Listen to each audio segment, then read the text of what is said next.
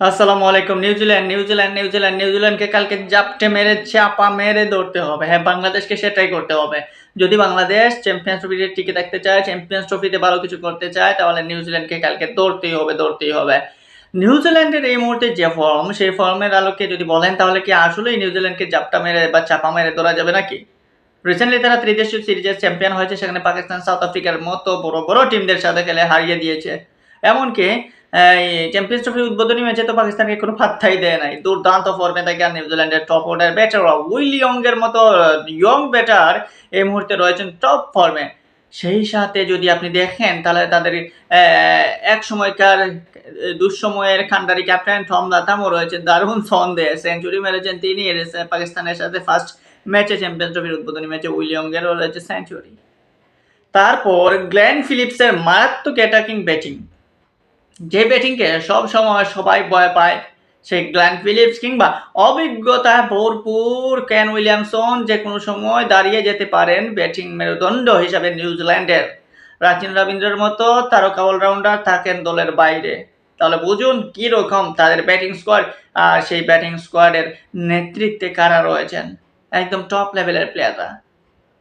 তো এই নিউজিল্যান্ডের ব্যাটিংকে বোরকে দিতে হলে বাংলাদেশের বোলারদের আরো ম্যাচিউর হতে হবে, আরো দুর্দান্ত বোলিং করতে হবে। যেভাবে ইন্ডিয়াকে আমরা চেপে ধরেছিলাম মিডল ওভারে, সেভাবে ধরতে হবে শুরু থেকেই নিউজিল্যান্ডকে।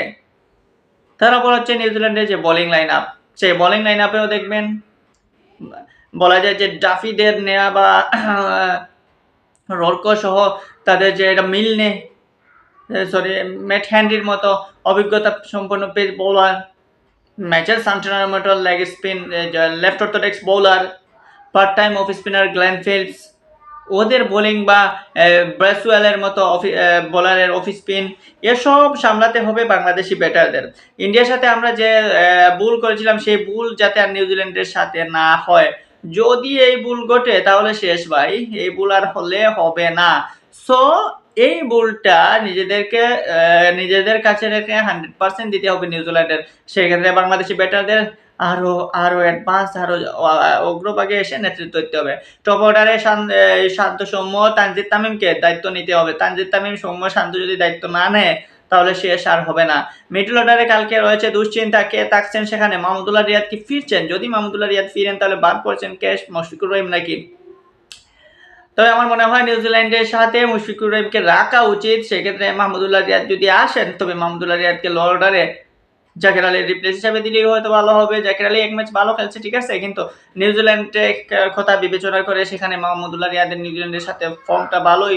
আমাদের মনে আছে কিনা জানে 2017 সালে এই নিউজিল্যান্ডের বিপক্ষে সাকিব মাহমুদুল্লাহ কি পার্টনারশিপটা করেছিলেন।